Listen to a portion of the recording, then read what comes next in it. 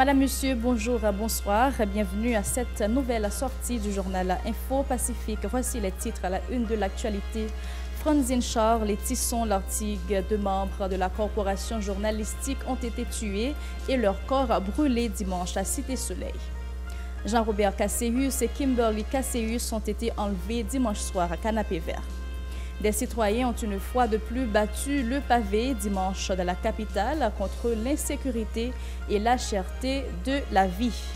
Le Premier ministre Ariel Henry lance un appel au calme à la population indiquant que le carburant sera disponible sous peu dans les stations-service. 50 milliards de gourdes, c'est le montant consenti par le gouvernement pour subventionner le carburant pour ceux qui ont les moyens de le payer, s'insurge Ariel Henry. La représentante spéciale adjointe du secrétaire général de l'ONU en Haïti, Ulrika Richardson, a visité lundi les locaux de Radio Télé Pacifique et du Journal National dans le cadre d'une tournée médiatique. Restez des nôtres.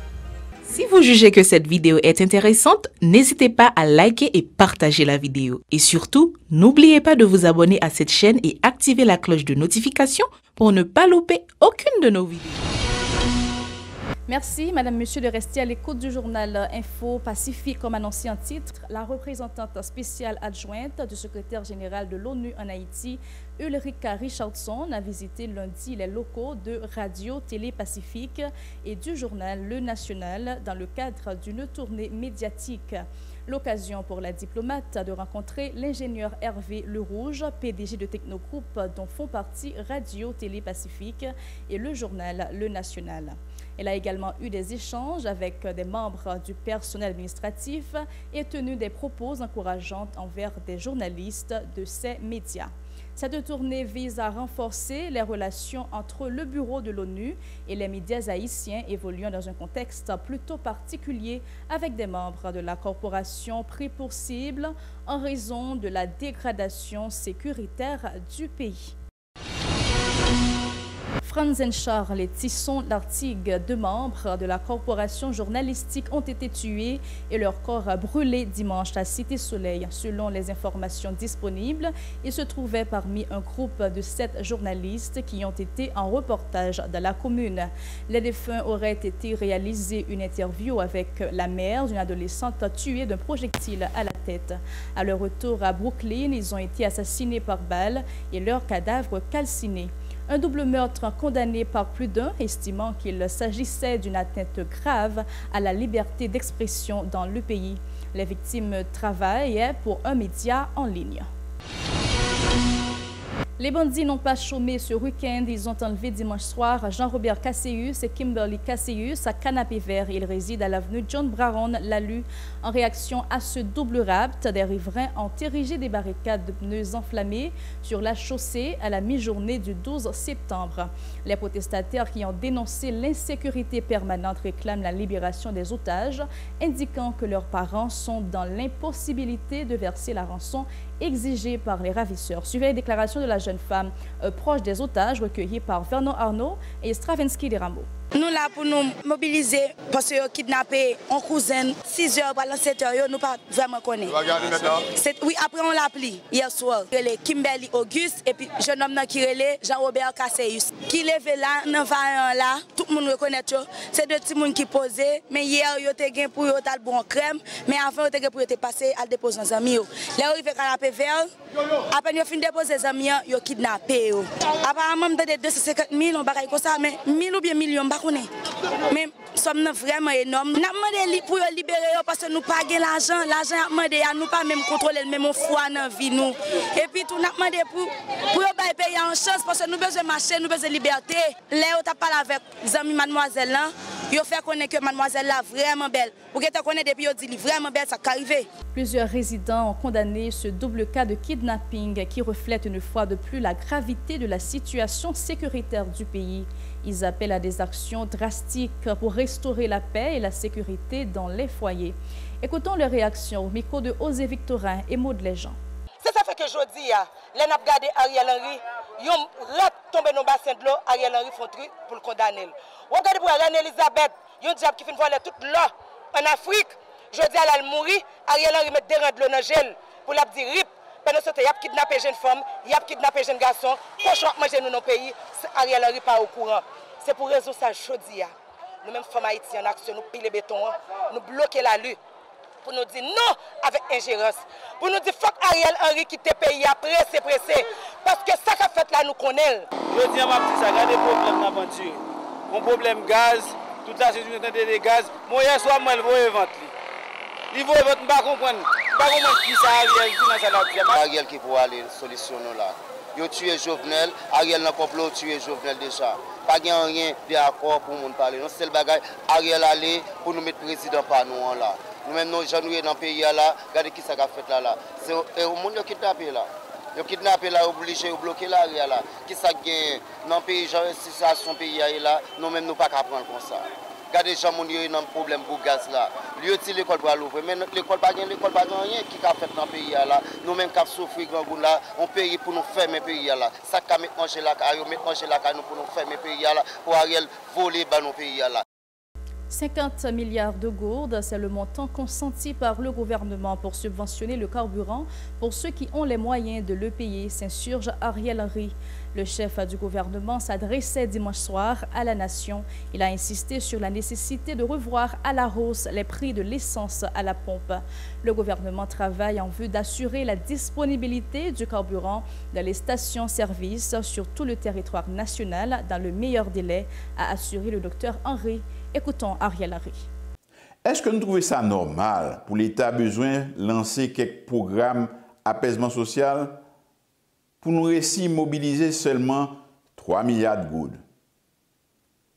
Alors que nous avons dépensé plus passer 50 milliards de goudes pour subventionner le gaz pour les gens qui ont payé dans le prix normal.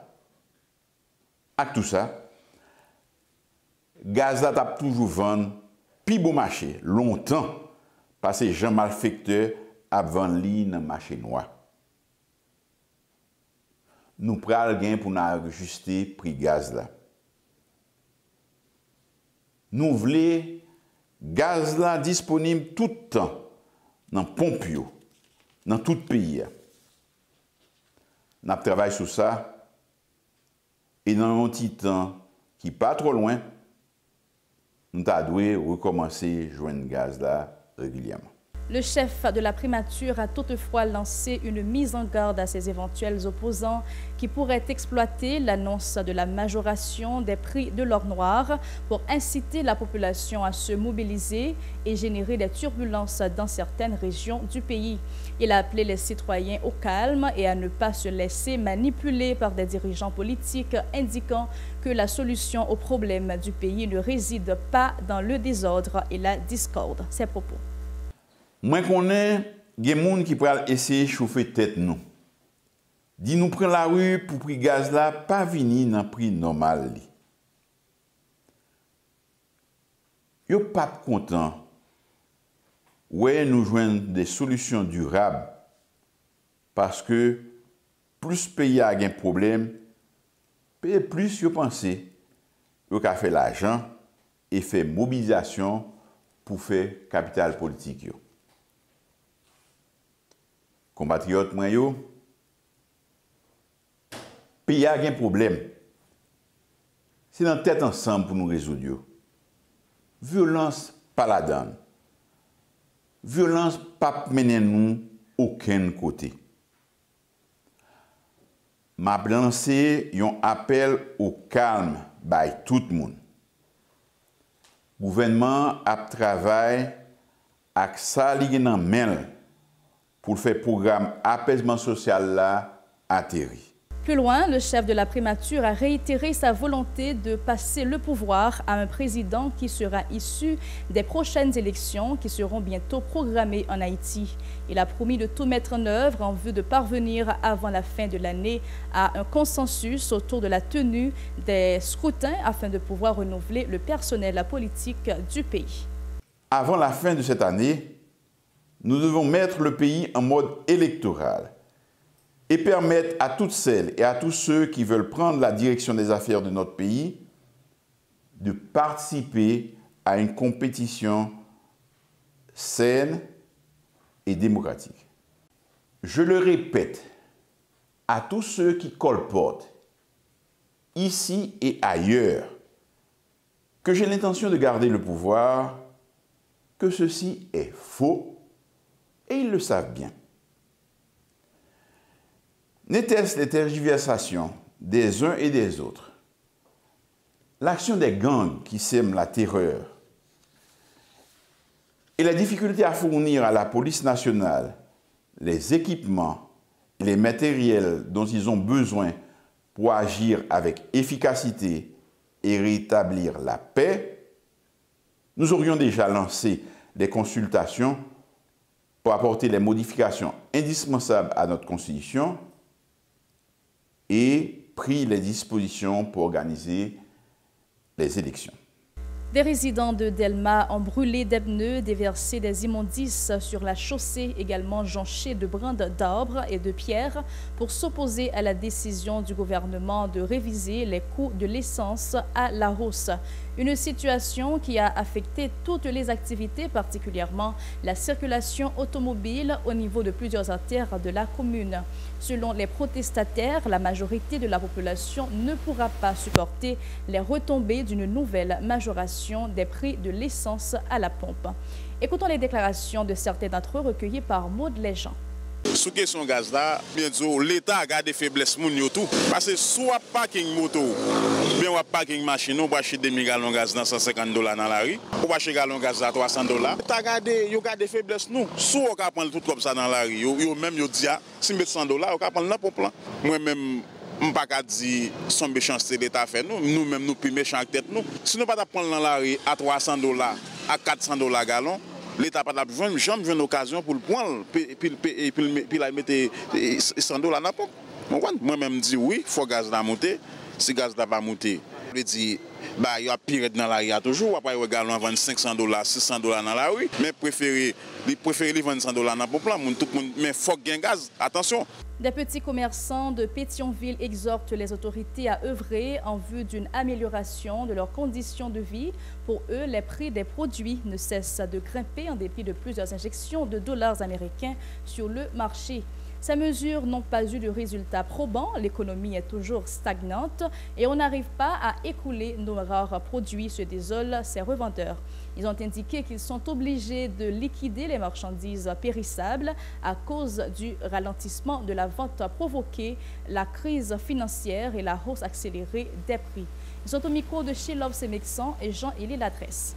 $1350, peut-être la parler 20, pas qu'à vendre, moi vendre $1100. Là yo moun vinn acheter nan même, yo dit pour ça toute bagaille descend. Moi même pas acheter nan prix descend. Yo descend comme nous seul jour 120 gouttes, pour y a comme là 135 gouttes dans la rue. Dans bureau d'échange yo affiché yo plutôt 10 jours, là on l'acheter yo pas vendre comme ça acheter nan. Mais depuis matin là pas vendre rien. $100 avant de m'acheter le chamier taille pour yo de bachine te vendre $650 pas vendre chaque monde qui vient acheter là yo dit Shell pas vendre des bachine même les décalé il vend à $300 sur chaque sac on perd $250 sur quoi moi t'acheter parce que chaque monde qui vient yo dit pas. Le journal arrive à sa fin. Madame, Monsieur, n'oubliez surtout pas de nous suivre depuis la France, chaîne 434 sur Free et sur Play TV, chaîne 95, sur notre site Radio-Télévision Pacifique. Bonne suite de programme.